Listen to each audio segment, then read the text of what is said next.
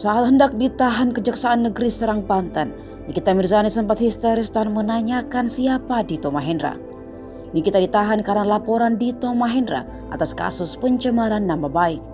Padahal diketahui bersama jika Dito Mahendra juga dilaporkan atas kasus pemukulan dan penyekapan ke Polres Jakarta Selatan. Namun hingga kini tak sekalipun polisi melakukan pemanggilan terhadap Dito Mahendra. Publik pun bertanya siapa sosok Dito Mahendra itu. Sosoknya jarang terekspos media, namun Dito dikenal sebagai seorang pengusaha. Dari informasi yang beredar di media, Dito Mahendra disebut berasal dari keluarga kaya. Nama lengkapnya Mahendra Dito Sampurno. Tidak banyak informasi pribadi terkait Dito. Ia dikabarkan dekat dengan Nindi Ayunda.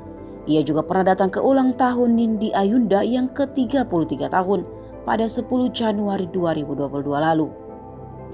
Dari bocoran rekaman suara Nindi Ayunda dan ibunya yang beredar, terungkap sosok Dito Mahendra merupakan cucu seorang jenderal purnawirawan TNI. Ia juga menyebut Dito Mahendra memiliki rumah di Kebayoran dan Cilandak.